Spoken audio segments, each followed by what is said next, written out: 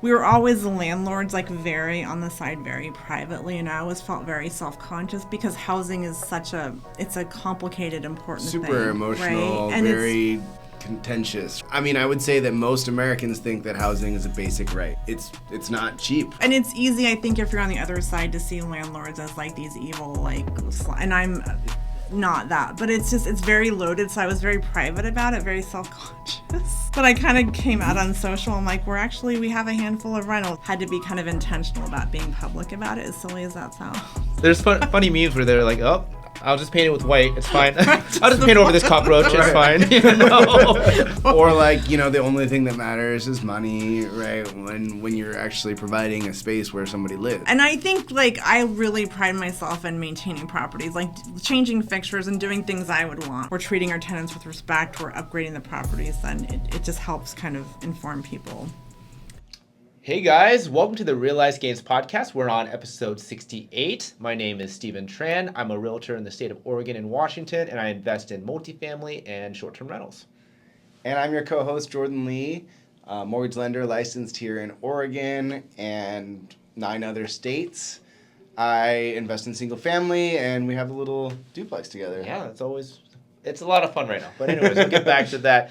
But hey, Jordan, who did we interview today? Oh, yeah. Super interesting interview guest today. She actually has a podcast of her own. Yeah. We've both been on there. Yeah. Shona from She's Got Assets. Yeah, Shona Lepis. So she's great. So I kind of found out about her through the little investor network in Portland. She popped up as the Midterm Queen. Fun moniker. Yeah, so I think she does a really good job of talking about the benefits of continuing to educate yourself in a field where there's not a bunch of set types of education, and usually education is done just because you're required to do it, and it's often pretty boring. So she talks about getting educated on specific topics that will help her business. Yep. Which she used to leverage to build out new business models, which I think is really interesting. Yep, and I like her thought process on just kind of centering in this midterm world where we can kind of skirt by the short-term rental restrictions and also make a good amount of cash flow. So if you're interested in kind of learning a little bit more about that, check out the episode.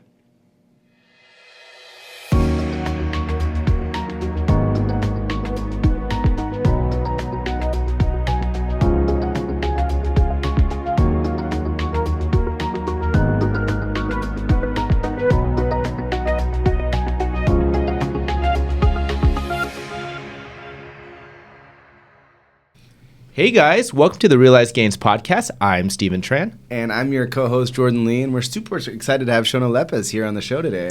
Thanks for having me. I'm really pumped to be here.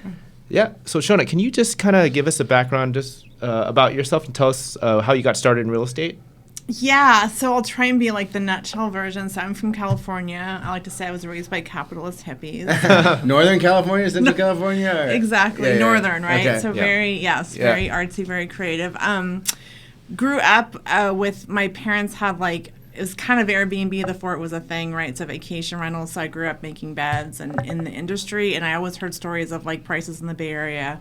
You could buy a house for a bag of groceries in $10K, and it was just oh my God, right? It was just.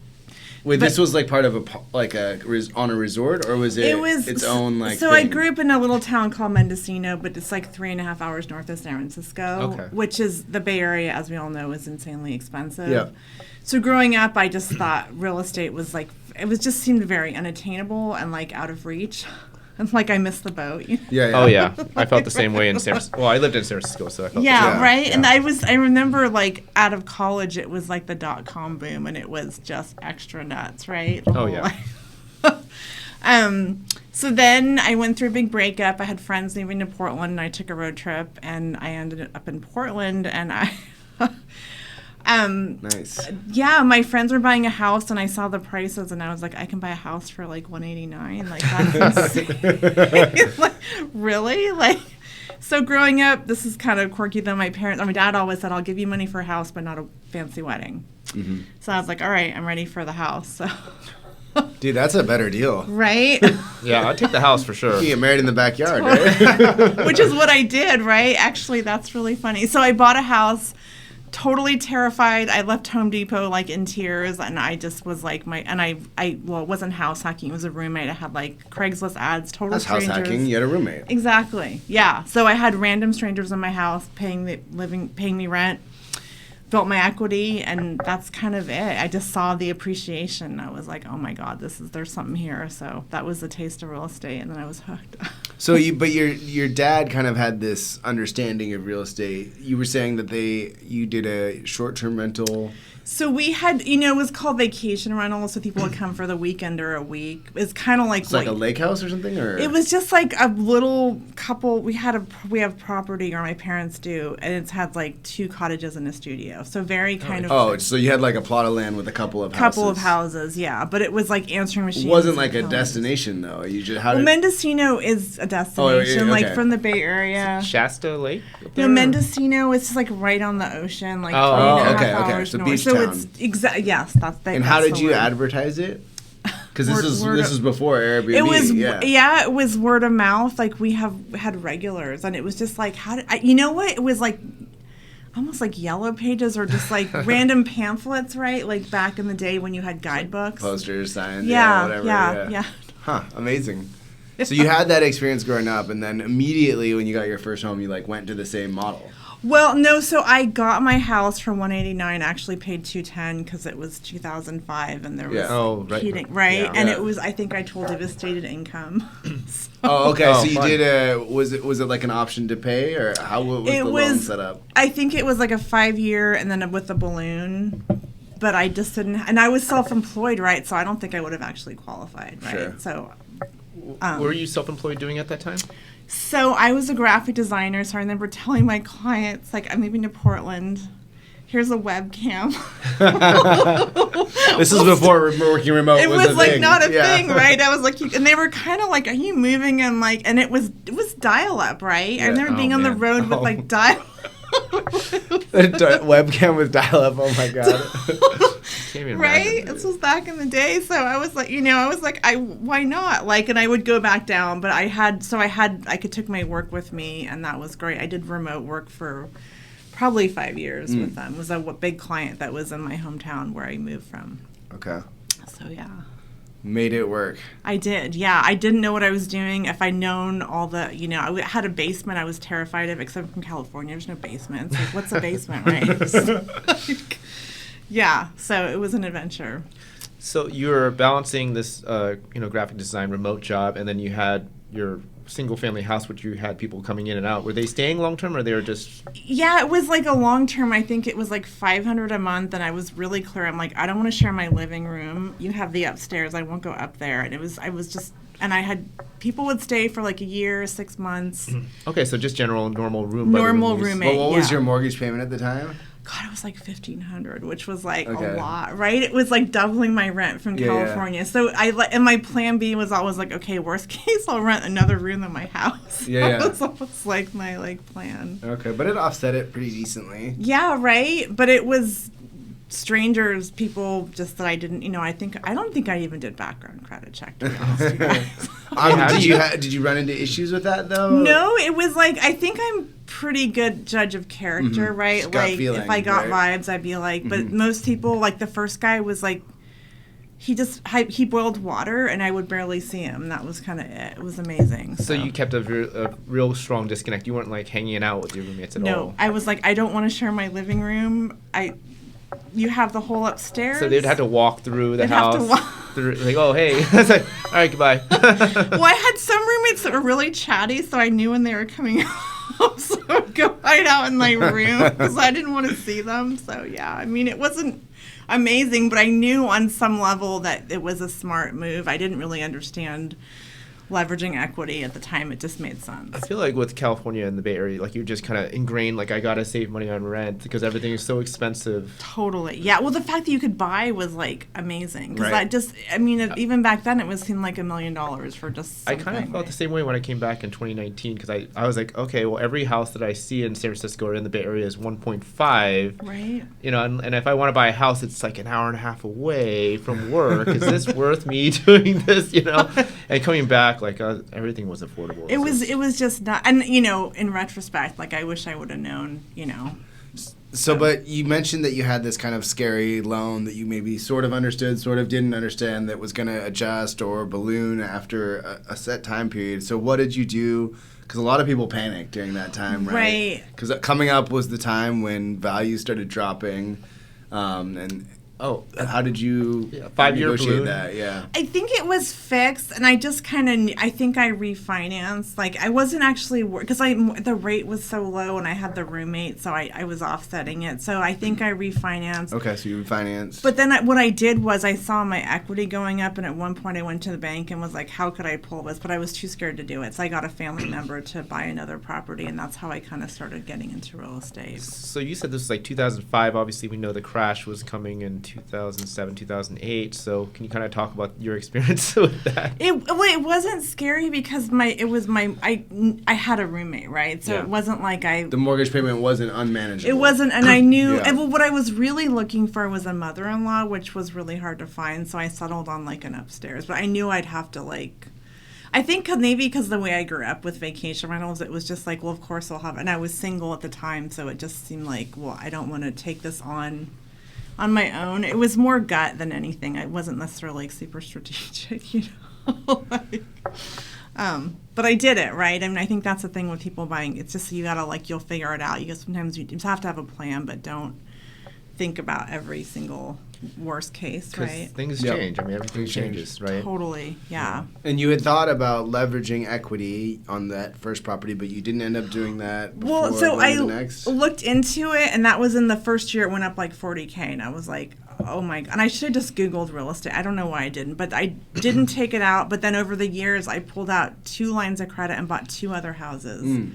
From that single house. Single home that was your dowry, so to speak.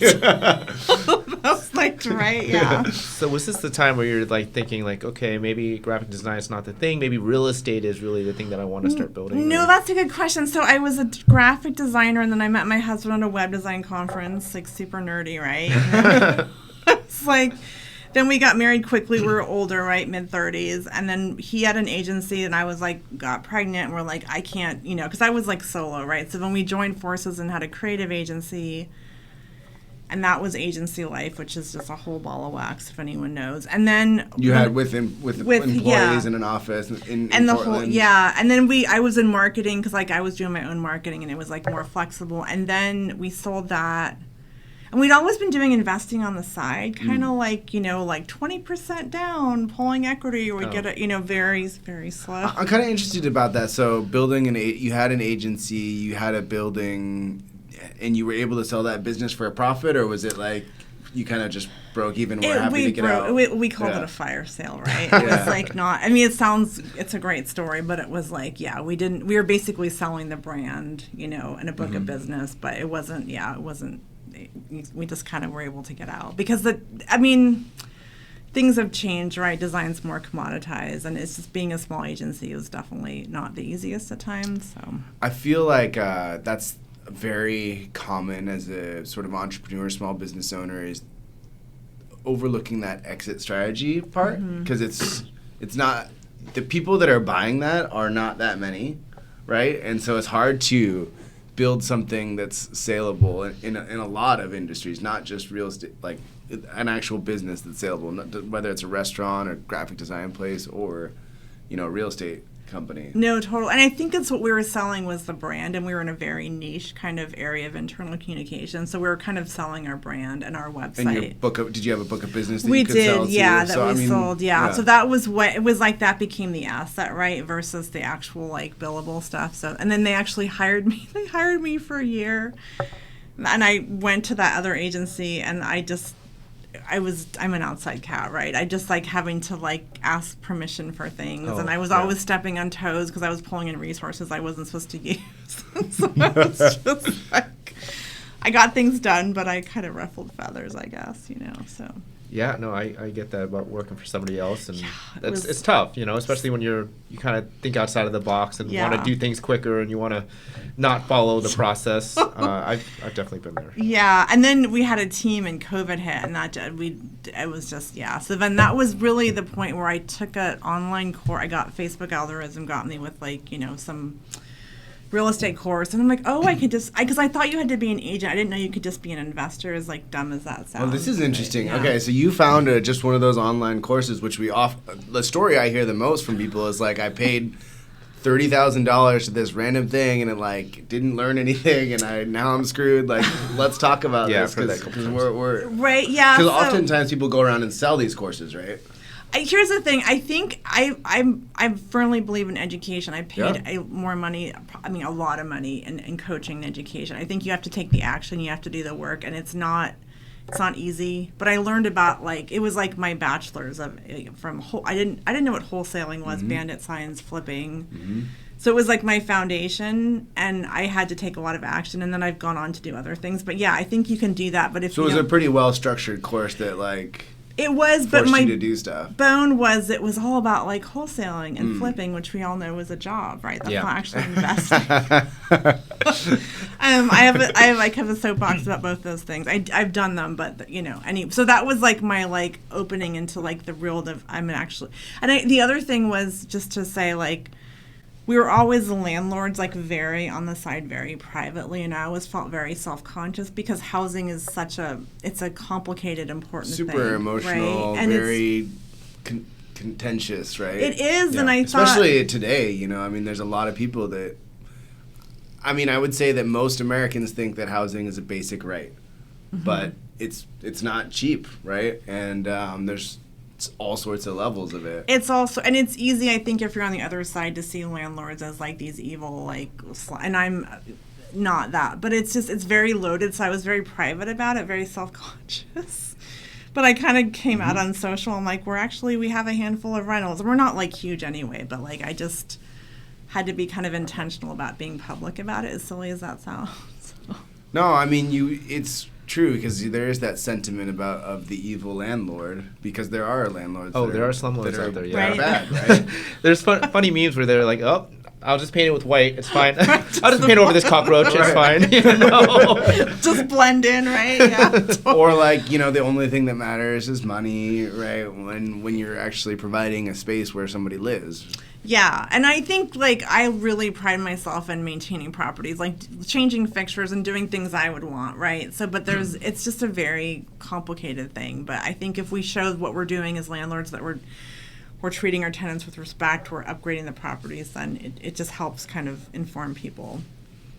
Yeah, and so, you took this course, and then what was your next step in terms of kind of utilizing it and then building forward? So, I had to do my flip, right? The ubiquitous flip. Yeah. Got to go for that first one, right? Get that flip in. 2 at once. We didn't lose money. We were profitable, and I think that's because I'm super, I'm very scrappy, but I mean... I feel like most people do the crappy flip or the flip. They lose money, the contractor ghosts them, and they're just like, oh, God, this sucks, right? That's kind of the story. And it's a good learning experience. Right, yeah. This is, quote unquote. School of hard knocks, so to speak. Right.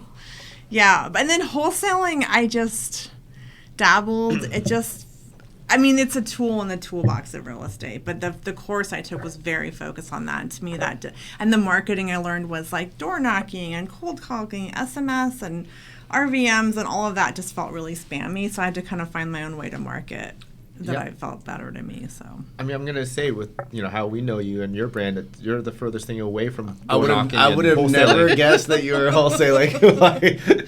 I never actually did it. I dabbled, and it was how to make, you build your capital and then you buy, and then it's like, actually, what if you leverage your equity? And so, yeah. But I mean, it's good to have the understanding of it when you're talking to investors, and wholesalers are good people to connect with when you're looking for deals. So I think it's important, like that knowledge, I'm sure, served you well, whether you did it for a living or not. No, I think it is. I think it's good. Like if I'm talking to a seller, I'm like, I have this toolbox, and I'm always gonna what's gonna serve them best. If they need a quick sale, like that's an option. If they want to avoid capital gains, what is going to serve them. And I think sometimes people have two tools. They have flipping and wholesaling, and everything is just kind of like that's their answer. And there's a lot of other creative ways to help sellers out and support yourself, right, is how I see it.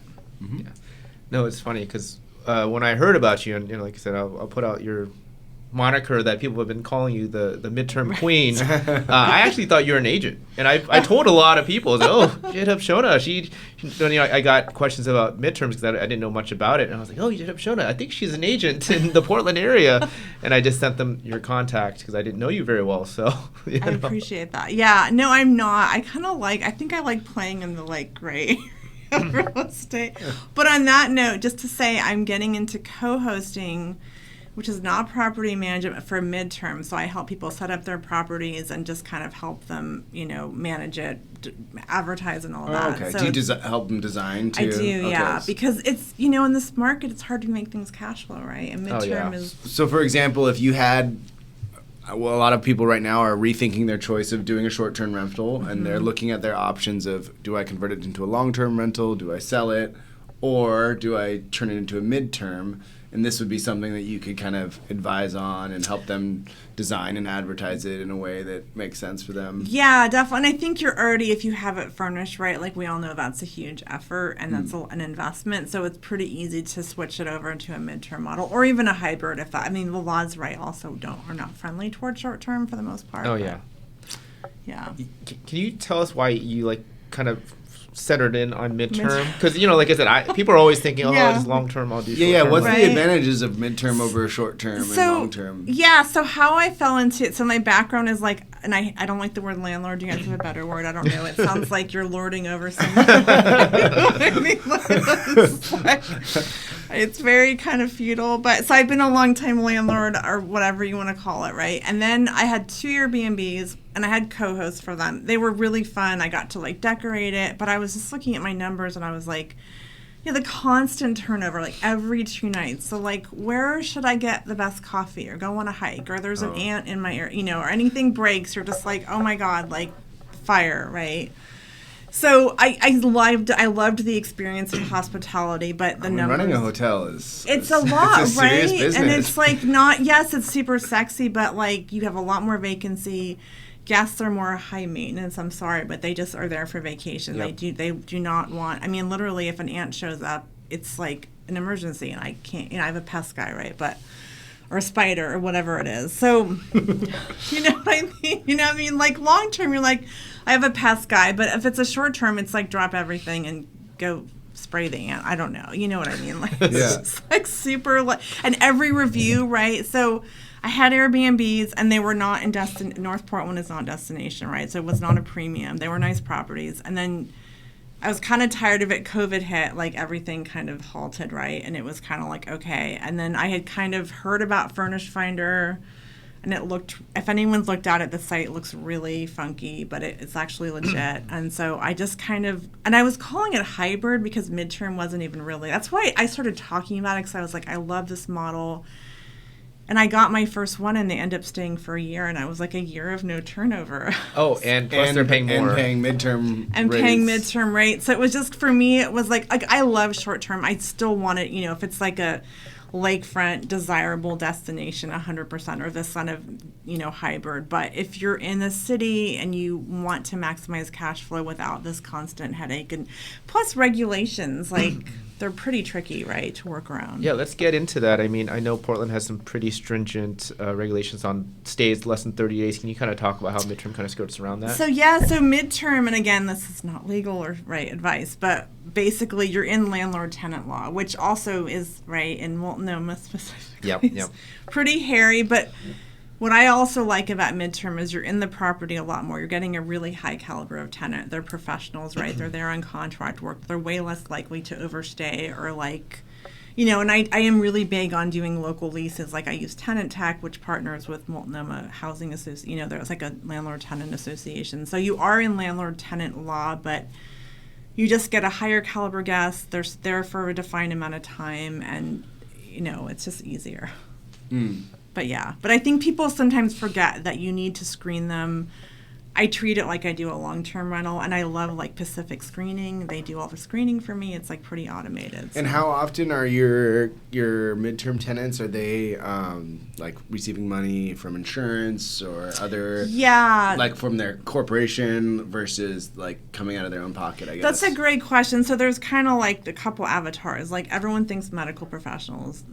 that's a piece of the pie, right? Yeah. Nurses, and that's Travel what everyone nurses. travel. It's Travel like nurses, they get a certain stipend or right, whatever, and they get paid well. And during COVID, that was definitely more common. I think that's come down. But there's them, and they're probably the most budget friendly, obviously, because they have another mortgage, right? But they have a living, like a housing stipend. So there's that piece of the pie. Then the other piece is like digital nomads, which are people that just can kind of like work from anywhere, which is right? Yeah. Well, how do you find? I mean, I want to get into that, and then basically everybody else outside of travel nurses. Actually, I don't even know how to find travel nurses either, but kind of the different strategies of finding midterm guests. Yeah, so there's a couple of key sites, right? So just quickly, so the other piece of the pie, so the traveling medical digital nomads, and then like insurance is like, those are like the biggest, and then displaced families, right? Those are the big buckets. So corporate clients aren't as big, huh? They are, but I feel like for that's always going to be a thing, but I think for me, the biggest thing is displaced families, medical, and digital nomads. Yeah, but corporate is also a thing. But for me, like those are the most common avatars. How do you find them? So Furnished Finder's a great site. It's like a listing fee, but it's basically they're kind of a matchmaking site. So you put your ad on there, people reach out to you directly. There's no booking fees. Really, they just match you up with the person, and they charge you like a % of the initial lease up, or it's just like a yearly fee. Oh, it's like $150 now, which people are griping about. But like honestly, if you compared to other services, that's not bad at all, right? Yeah. So the top ones are like Furnished Finder. Zillow is really big. Mm-hmm. People I think don't realize how big Zillow is, especially if it's furnished. Airbnb is really big. You can get them off the site, right? You can do 30 days plus on Airbnb, right? Exactly, yeah. So, and there's a little tip for anyone listening, like if you are Googleable, like if you have a Google My Business, you can just say, hey, contact me at my business, and they'll just Google you and they'll find you. So you don't have to pay the additional fees. Yeah, right. Or you want to do an actual lease, right? If you want to do a lease, you can get them off platform. It's pretty easy to get. I mean Airbnb, and like they want you to stay on there, right? Because that's their business model. Right. But sure. Yeah. So can you talk about your branding? Obviously, you started going down this midterm route. Yeah. Like I said, I'm in the little investor circle in Portland, and your name just started popping up here and there because I think everybody. It was like the turn of like short-term rentals are just not doing as well, and everybody's looking for another solution, or as you mentioned, tired of running a hotel. Tired of running a short-term rental and dealing with reviews. So, can you kind of talk about how you kind of built out your brand and kind of built out this mystique of the Midterm Queen? It was very kind of on accident. I think when I get excited about something, I like to talk about it, and I felt like I found this gem. I'm like, oh, there's a strategy that's like fixes all these problems I was having. So I just started talking about it because I was excited about the model, and then I on a whim decided to start a course because people were asking me, and I'm like, I can't do one-on-one. It's hard. So I started a course and started just talking about it. So I think for anyone you just have to talk about what you're doing, and it wasn't exactly like I set out, but I think it was a newer strategy for me, and I was excited about it, and I wanted other people to be like, hey, like it's an expensive market we're in, and buying a property and long-terming it. Like, we have appreciation, right, and tax benefits, but cash flow is really... so I think that's how I decide, and I appreciate it. I'm really honored, but it wasn't something I was like, I'm going to set out. Did you put out that moniker, or somebody else did? Someone else did, yeah. No, nice. I'm still a little embarrassed about it, but, like, I love figuring out how to make things work in an expensive market, right? Because we're in a desirable market, but it's also, like, I mean, cash flow isn't everything, but I mean, if you can get the appreciation that we have in our market, plus getting the cash flow, plus not having to run a hotel right now, exactly, that's the dream. So. Right? Yeah, and when I get new properties, I'm kind of like, I always underwrite like what's the long term I wanted to pencil, but then I'll start market testing, and I'll be like, if I'm not getting what I want for a long term, I'm going to go midterm. Like, I just bought this off market duplex, and I was going to go long term because it's just it's less work, but I was just kept having to lower my rent. It's like, you know what, we're going midterm because there's pretty good cash flow, and these are really... The other thing is, like, these units are like 600 square feet and 400 square feet, which is pretty small, right? But 400 square feet. Is that a studio? It's a studio. Okay. Right, so I went midterm. Yeah. Makes sense. Yeah. And you also, the other thing is... Because you don't want to necessarily live in that space for a whole No, year, you don't, right? It's like, That's I'm in Portland for a month. I'll check it out. Totally, yeah. And you could... Go to the coast, go to the mountain. Yeah, like people don't, like I didn't realize people don't love studios for long term, so I'm like, well, midterm, yeah. When you're right out of college, it might work for a year or two. Yeah, right, yeah. Well, so you mentioned all these different strategies of getting midterm people in. Do you have a good amount of vacancy, or do they get picked up pretty quickly? I think that's a lot of people's fear. Right, yes, okay, right. So that's, okay, that to answer that, there's a little bit more vacancy than long term, but I'm usually pretty booked out. And it comes down to marketing and how you're optimizing yourself, right? So I think... if you just throw yourself up on 2 sites and just expect to get booked, but if you're actively optimizing it, kind of, tailoring your listing to like insurance claims, for example, you're going to get booked. So vacancy is pretty low, right? Yeah, because you have to coordinate a little bit more, because when I think about my long term, it's like, okay, well, I'll deal with this next year. Yeah. So you're like every 3 months, or this person's staying for 6 months. Like, yeah, it's, I use Buildium, right? So I'll log in and I'll be like, oh, and it's like red, like 60 days. I'm like, oh no. Like, but then I think about it, I'm like, okay, So there's some software that tracks everything for you. Yeah, like, so a lot of short terms are like in Guesty or whatever, and for me that's I'm using long-term software to manage my short terms because it is a full lease, right? So I can log in and see, but it's more, yes, it's more turnover, but I'm like, I'd rather double my cash flow and I'll put that work. Right. The work's worth it. Yeah. And it's not the exhausting kind of work where you're dealing with complaints or... Yeah. Although when I have to go every time, the amount of sheets I have to, my garage is always full of sheets in some form of like, they've got to stay. But it's like every 6 months, I'm like, okay, just deal with it. Yeah, it's better. Like I said, I've done the sheets for like I said, a regular short-term rental for 8 beds in a house. Oh my God. That's a lot of every week. Yeah, this is why I passed it off to property management. Yeah. But like I said, I could do that once every 3 months or every 6 months. I'd be okay. Yeah, I could survive. So, Yeah, and the short term, it's heads and beds, so you want as many beds, right? And like midterm, like every property works, but I think the sweet spot's like a 3-2, right? And but with short term, you want like I don't even, you want a lot of beds, right? Because you're gonna nightly rates. Yeah, you want you want the highest price possible, obviously. Totally. Yeah. So you mentioned talking about your business and how that really got your name out there. At what point did you decide, because you have this podcast, what's it, She's Got Assets? It's been rebranded 3 times. Okay. It was, this is the 3rd naming of it. So branding, I think we tend to overthink it. We're like, we need to have, for me, it's been an evolution. Sure. And I have multiple brands. I can bore you with all the details. But honestly, my latest brand, She's Got Assets, kind of came from ChatGPT. Oh, nice. It's fun. It's good, yeah. Yeah, but I think it's hard, and sometimes we're like, we have to get our entity set up and our name, and it's like, no, like all our properties, probably not the smartest. We're not in entities for a long time, and we were fine. But I think be smart, but you don't have to overdo it, right? From a liability perspective, I think. But in all your experience in marketing, moving into this podcast sphere, have you found that as like an effective means of like compared to other methods that you've used?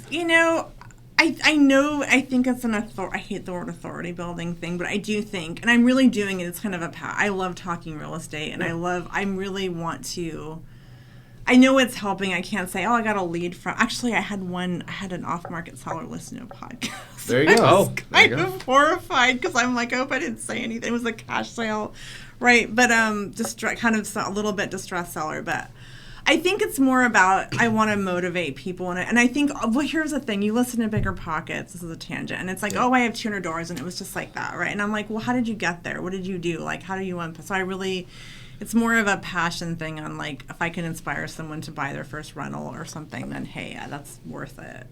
You have great conversations and you make them public, right? Yeah, exactly, right. Yeah, and I think people are like, I am the biggest introvert. Like, if I'm public, I go home and I retreat, and I'm like, it's not natural. But I think the more you practice it, and again, like, real estate's a people business, right? As we all know. So you have to talk about what you're doing, and the more you do it, the more comfortable you get, and the more it feels less. I don't like to be like, bragging, but like if I'm going to Home Depot, I'm going to talk or doing whatever I'm doing because it just people are interested in it. Just kind of shows that you're doing something in the real estate world. So when you go to get like private money or talking to it, you just like you're an active member of the community. Totally. Yeah. No, I mean, it's funny, too, because I personally think of myself as an introvert, too, but here we are on a podcast. We all have our own podcast. You have your course. You're talking to people every day. You know, it's tough, but we do have to challenge ourselves.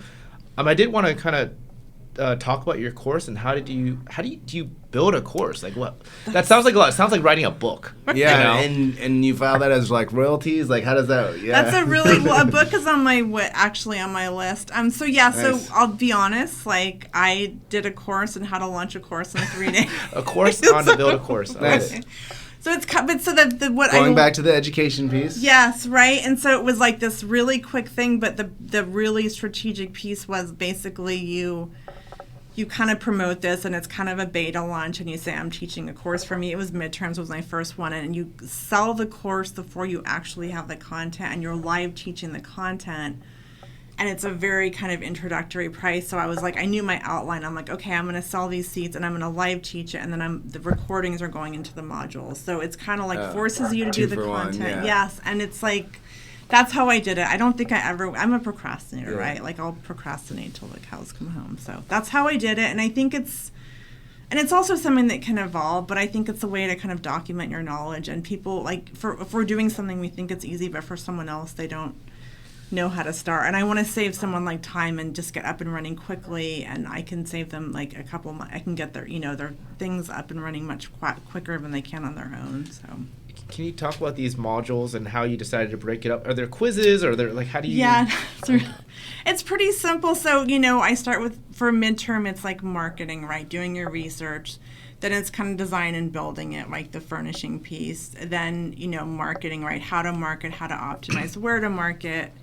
There's a lot of spreadsheets and downloads, and then there's kind of the operations bit of it for midterms, which for me is important because, we are operators and how to systematize. And I do have a real estate investing course as well. And so these are just like you can go to your website or whatever and you can pay for them and download them Pay for them, yeah. And then so you get it's kind of, I don't know if you guys have done it. Usually it's like Kajabi is the back end. You can log in. Then I offer coaching one-on-one. You get 3 months of coaching and then one-on-one calls and a private community. So I try and be as hands-on as I can, but there's a lot of stuff that's like, hey, this is how you furnish, and you just watch the module. Yeah. Nice. Yeah. I mean, I don't want to say it's a video, but I mean, anyone can do it. It just sounds fancy. And I mean, does it do people just buy it that you don't even know now? I mean, or is it more?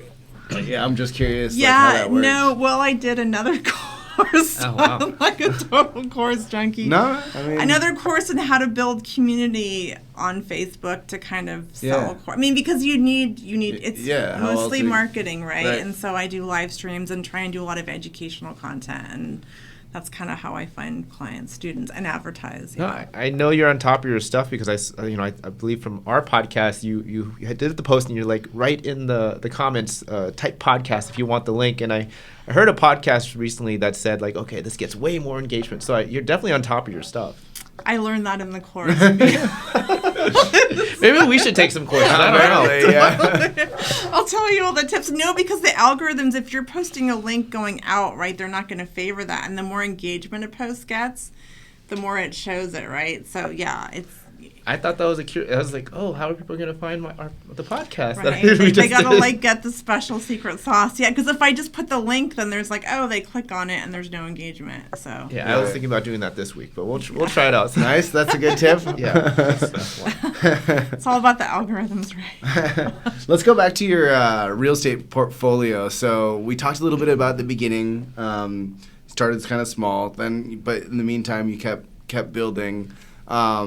Yeah, what did you do to keep pushing into that? And now that it's been, 15, almost 20 years since you started investing, do you feel like it's kind of become this snowball that just keeps going now? Or is it still you're pushing a lot in to maintain it?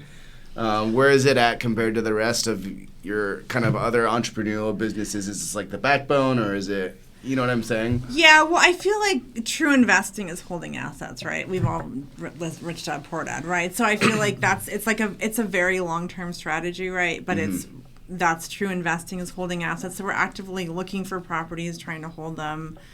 I mean, it's a piece of the pie, right? It's about half of the pie.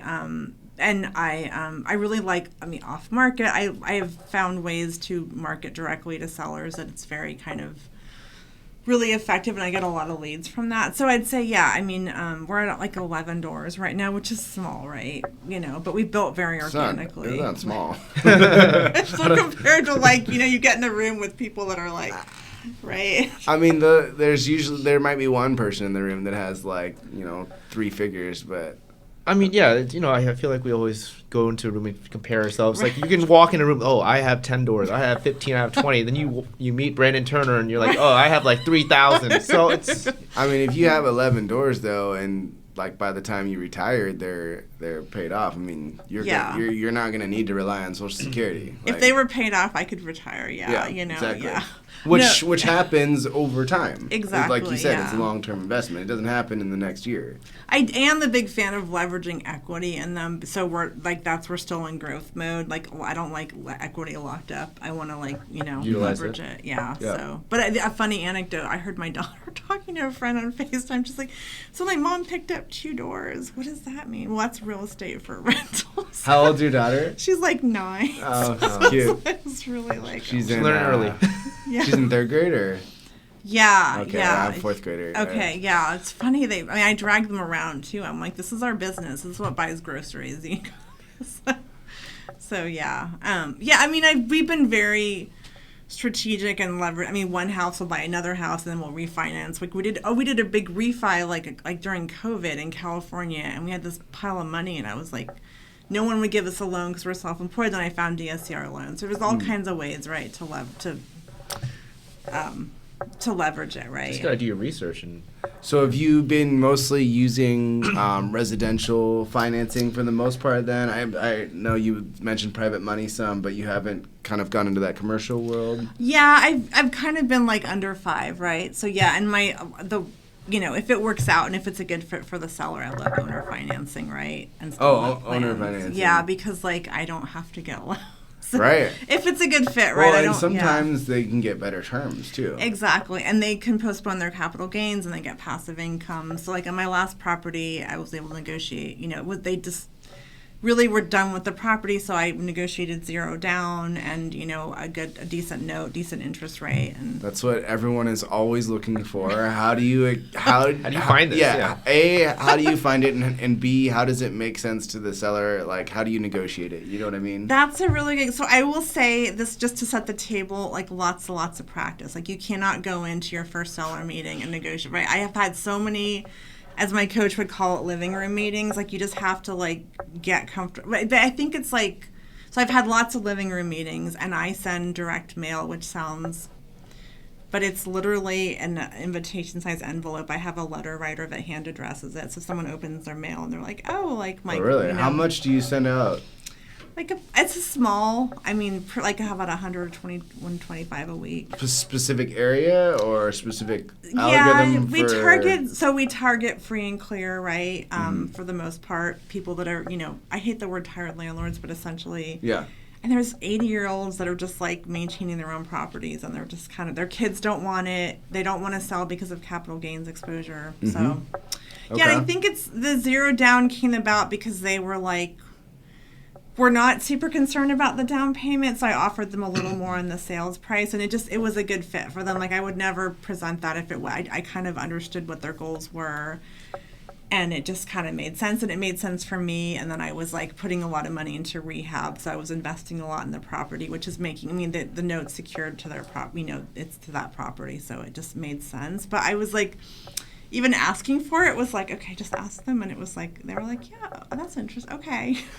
You kind of sell it as they're going to be receiving X amount this month. Yeah, so they don't necessarily need the money right away. You can't find someone that's like in need of cash. It has to be somebody that's set up and they're more interested in deferring capital gains and just getting a set monthly payment. Exactly. And like if they were to get the money, they'd have to figure out how to invest it, and the stock market goes up and down, but they kind of understand the passive income game, and it's really about the building trust and understanding their goals. Like you can't, I think sometimes people make these offers without building any rapport or trust or solving the seller and knowing like what are their goals and how does this serve them.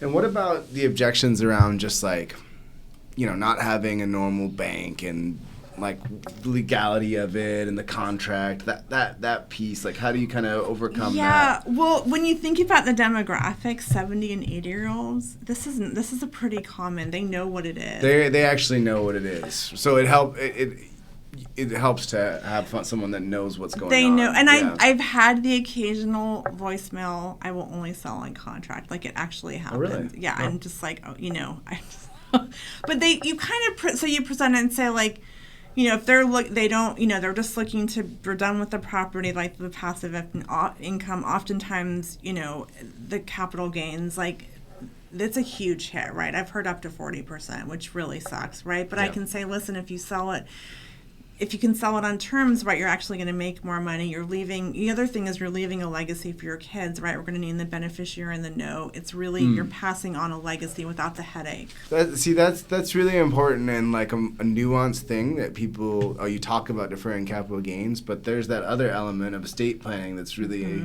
that is like, that's one of the main reasons people own real estate, right? Right. So that's an important piece of the conversation I think people overlook. They do, and I think you just have to understand if they're looking to 1031 it or they want the cash for something, or maybe it's like you want to buy a boat, like how about that for the down payment? Like just understanding their goals and not just coming in guns blazing and being like, oh, you're free and clear, like why don't you sell and install? That just doesn't, and it's very off-putting, right? It's like salesy. It is totally salesy, so yeah. And it comes down to marketing too, right? If you are looking for people that are in those particular circumstances, they're going to be more open to it, right? And they often understand it. And it's not often the right fit, but if you're sending out cheesy mailers, like those get thrown in recycling. They tell me that. They're like, normally this goes in the shredder, but your letter just felt really different. And So it's actually handwritten? Or you have the handwriting machine? No, thing? So here's the thing. It's like you pull a list, right? You pull a list, you clean it. It's a whole thing to scrub it, right? Then this is like going to sound really old. I love technology, guys, but you mail merge it, right? And then we're mail merge like in the 80s or something. We don't know what that. I don't know what that term means. Maybe I don't know. So, okay, right. So mail merge is like you have. I thought that was an email term. Right. It kind of is, but you have a letter, right? You have a template that's like, date, dear name, and then, I'm local, I'm looking to, grow our portfolio. I noticed you have a property at this X address, right? So the fields that are kind of data fields are the name and the property address, right? Mm-hmm. Those are the fields. And then you have your letter, or you have your spreadsheet. You clean your spreadsheet and you say, okay, from the spreadsheet, mail merges into the form letter if it says name and address. Mm-hmm. Oh, like when you're making address labels, basically. Exactly, right. So it feels really... Does it take do you write it once and then it recreates that, or how does it... It's actually a printed letter that we just hand sign. Oh, okay. So it's not handwritten, but it feels really personal because it's personalized. I hope no seller is listening to this right now. It doesn't matter. It doesn't matter, right? But the vibe is very, like, I sent you a one-off letter, and it's very, like, if you've ever thought about selling, I'd love to chat. It's not like you should sell because you're distressed, like the distress sandwich, right? The divorce, probate, all those things that are like, I don't pressure everywhere. Pressure, right? Yeah. And everyone's hitting you because you're on a distress list. So Yeah, no, I mean, it's funny how deep those strategies go. It's like, they literally have the handwriting machine things. And I'm just like, that is crazy. I've gotten those letters. I was like, right. But when someone actually handwrite, and it's, the address is just the return. I have a P.O. box, but I don't put the P.O. box. If my name is not on the return, it just feels like someone sent you a letter. And then they'll call them, and I'm like, on the way from my desk, can you just give me the... Yeah. So this is what you got out of your wholesaling class, then? No, this was, actually, this is what I learned. Like, so Jeff Stevens, I did his course, and I also now I coach kind of a similar thing, but I learned it from him. Like, I've heard it, like, another person calls it bird letters, but it's direct mail, but in a very strategic kind of way. That's not. We can all do postcards, which are just hit a button. So you said you sent out about 120 or so a month. A week, on a good week, yeah. And how many years have you been doing this for? Probably about 2. 2 years, and how many deals have you got from it? I get a lot of calls. Deals come and go. They're not all turning into deals, but I get leads. Like I'll get 2 calls a week. consistently that are like, thank you for your letter. Yeah. I'm not looking to sell, but thank you. So that's not that bad of a conversion ratio. No, and it's also practice, right? Like you have to get comfortable. Like I still don't love talking to sellers, but it's just connecting and finding what they're learning about their lives and why they're looking to sell. And they're often self-managing and they're just out there mowing the lawn every Tuesday. And I'm like, you should be on the beach, like not dealing with this, right? Oh my God. In my head, I'm just like, you would make a great agent. It's just like the mailers, all these things. I was like, wow, the follow-up, the conversations, the connections. Yeah, it's a people business, right? And I actually, it's funny because I used to not like small talk. I was like, that's just stupid. And now I like kind of make a point of connecting with random people to see if I can do it. It's tough for introverts. I'm saying that. It really is. Yeah. Like my daughter thinks I make friends with everyone, but like I never used to be like that. I had to really be intentional about like, okay, I can do this because it's not my natural state. It's a muscle. Like you have to exercise it and you have to maintain it if you want to be able to use it. You do, yeah. And it's actually, and then it becomes kind of enjoyable. It's like, oh, I like learning about people, and a lot of people like to talk, right? Oh, yeah. You guys have probably noticed on the podcast. Of course, if they didn't talk, we wouldn't have a good podcast. Right. Right? It's a tough one. Well, yeah. Oh, go ahead. No, I was just gonna say that everyone likes to talk about the things they like. Totally, yeah. That's 100%, including sellers, right? Oh, yeah. No, for sure. And then, coming back to you, I do want to, you have your midterm business. How active would you say it is, and how active you want to continue being? Because obviously you have, your courses and you're calling people and you're saying things out. What is your goal? Podcast. Yeah, exactly. You're doing a lot. Is this the goal for the long term? When do you start turning everything to be more passive, and how do you turn this to be more passive? That's a really good question. I've thought about that, and I think when you love what you're doing, it doesn't feel like work. I'd like to be at the point where like work is optional, right? Whatever that means, right? Because I think when you talk to a lot of people, they're financially free, but they're still working, but they actually enjoy it. So, sure. I think the next step for me is building maybe a little bit more of a team. Right now, we're just kind of family run. I am getting into co-hosting because I feel like it's a need. So, yeah, I think in the next couple of years, I'd like to be like, I have enough, air quotes, passive income or a team that I can kind of be more higher, just kind of focusing more on the podcast and more of the marketing and not maybe running to Home Depot as much, Sure, I'm still doing that. Right? I just came from there this morning, trying to match some wood, right? So, yeah, I think I love to work maybe for good or bad, but I'd like to be like, just be at a point where I can kind of step away and I have a team running things, I guess, yeah. Go to your daughter's, take care of your daughter's stuff. Exactly. Don't feel bad about having to miss a few days of work. Totally, because I just think all I do is work, which is kind of true, and I kind of like it, so work-life balance is challenging for me. No, it's fun building a business. Yeah, right? It's... Yeah. Speaking of, let's talk a little bit about work-life balance, because, we have a lot of different perspectives on this show, and I'm curious to hear... I know you're in the coaching world. I'm curious to hear what you talk about your clients with that and what your feelings are on developing a work-life balance and raising a family. I think it's kind of an impossible balance, I guess, right? But I do think... It's fake, right? It's not real.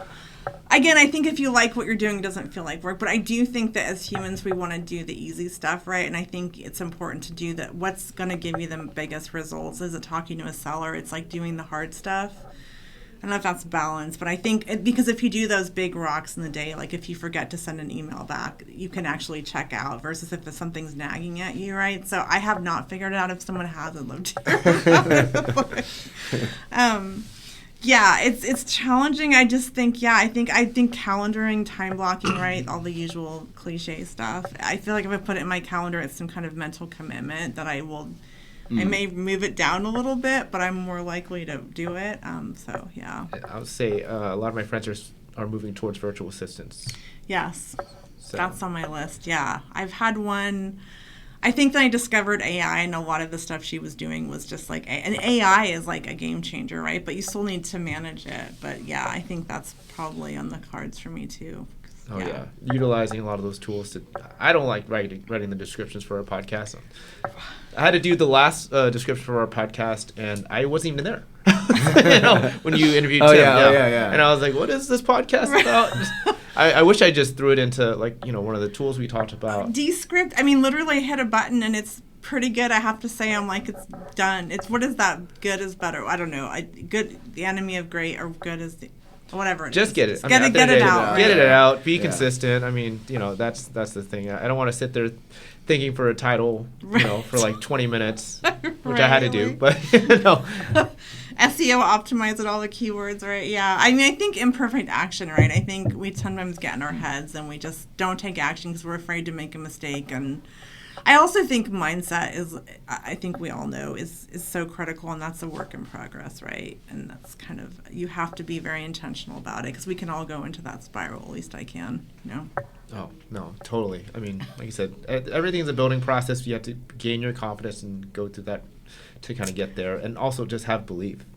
Yeah, right. Like, if you would have said 2 years ago you can buy an off-market duplex, 0 down, seller care, I'd been like, that's a unicorn that doesn't exist, right? And I'm not saying it's easy, but I think believing what you want is even possible, and being really intentional about taking that action. Manifesting, right? Yeah, totally. And just, but it's like massive action and like having faith that it's even out there. If you just say, oh no, it's not going to happen, well, it's definitely not going to happen. But if you look on or at duplexes and look who owns it free and clear, if you work backwards from your goal and if you go about and very intentionally, you'll find it, right? Yeah, and you listen to what they're saying, and they're giving you clues of and it's, I guess, Jeff Stevens would say it's a proposal, right? We're not going in with a contract. We're saying, hey, I heard you say this, here's a proposal, what do you think, right? It's like a very kind of conversational, which, like, I love agents. I bought a lot of properties, but I think when you're directly with a seller, you can have a real, like, conversation and understand what they're looking for and sometimes it's like, listen, you should list this. You want a certain price and you have a retail property, so I'll be very honest about what I think will best serve them. No, I love it. It's like, and I say this all the time, you miss every shot you take. Not me, but, what was it, Michael Scott? Yeah. You miss every shot you don't take, Wayne Gretzky or something, So true, right? It's so true, yeah. And I think we need to make mistakes to get better, right? And learn from them, and yeah. No, 100%. And, kind of just, obviously you're in a great place right now with your business. If one of our listeners wanted to kind of get to your position and kind of become the next Midterm Queen, how could they get started? God, I think just, this is going to sound really basic, just talk about what you're doing and share what you're up to and, kind of be intentional about it. But I think people are afraid to put them, especially with real estate, because it is kind of loaded. And I think we're, just talk about it and, talk to other people and educate yourself. I mean, so we all say we don't need coaches, we don't need courses, and I'm not at all pitching myself, but I think to get to the next level, I've had to invest in a lot of education, and I've spent a lot of the money still on credit cards, right? So it's okay, by the way. You can pitch yourself. I mean, like, I love working with people, but in general, I think there's this idea that you can just watch YouTube videos and learn all this stuff. But I think I paid a lot of money investing in coaching, and I can talk very fluidly about a lot of concepts because I've invested in education. So I just think, I'm not saying you have to, but I think there's, like, we go to college, right? That's not free. It's costs. Mm-hmm. So I think investing. There is good value into those online courses, especially if you put it into action and kind of choose ones that are right. But I mean, there's cheesy ones and there's ones that are probably full of it, right? But it just, there's usually enough free content, and you have to do the work. Like, I've done the work, but I've also done a lot of courses, and I think it's given me a lot of education and just tools, right? Because someone's really good at this and someone's good at that. And then I learned about creative financing, and I found someone that was really good at that, and that's how I've kind of learned the nuance of that. So I'll say, even the things you're never going to do, whatever, at least you can have a conversation with someone about it and kind of help somebody out with it, or, build a sale or put them onto something that might work for them. Totally. So. Yeah. I mean, again, I think it's this tool, but you have to understand it. You may not use all the tools, but knowing what's going to serve someone the best way, or even like investor-friendly agents or conventional financing. I think we all think we have to find off-market, but like, no, go find an investor-friendly agent and get a HELOC and, right, just take that step, right? You don't think we have to. I think we get caught up in like all the the super deals, and they're not always out there. Yeah, they're definitely tougher to find. Right. And once they cash flow immediately or have a ton of equity, right? Like I said, I get those bigger pockets clients that come through and I want to hit the 1% rule. Yeah. I got that, recently, and I was like, yeah. Right. Next. No, it's about education. Yeah. Educating people on what's actually possible and where there's value, other than just, like I said, I love bigger pockets, but it doesn't always make sense for bigger markets or different markets, Exactly. And I think it's good education, but then maybe finding you hear something, okay, I want to learn more about that specific strategy, and then it's pretty broad, and I think they make it sound kind of easy sometimes, but it's really not. They sure do. Yeah, that's why I get a lot of my clients that I want immediate cash flow. And I'd have to tell them, if it's cash flowing right now, why do you think they would sell? It's making so much money. Well, they're just going to give you that. Right, they're just going to give you the equity and the cash flow. Yeah, the price is going to go up accordingly, so basically it's break even. That's how things work, And you think about, when I first propped my rents were and now they've doubled, right? And that's just time, right? That's not even any crazy strategy. That's just the time. Exactly. Your rents are going to go up on a fairly consistent basis, sometimes pretty significantly, in the right markets, and then your property's going to continue to appreciate. Almost anything is going to turn into a good investment over time. Exactly. Yeah, I do believe in quality properties, though, right? Being in a location, would I want to live there? If I wouldn't want to live there, I don't really want to buy it. That's kind of my filter a little bit, Yeah. Well, they always say that if you want money, then you got to deal with all the trouble. Right. The Class C type properties. Right, which have their own, right? That's where the out of state, everyone's out of state. I'm that's great, but I don't know the neighborhoods. I don't know the nuance of so hey, everything works. Just find what works for you. Exactly. If that's your strategy, go for it. And I'll say this about out of state: you should probably go check it out first. Go fly out there at least. Exactly. People definitely buy blind, and I just tell people there's risk. There's risk. That's all I can say. Totally that's up to you to make that decision, but it's tough. Yeah, for sure.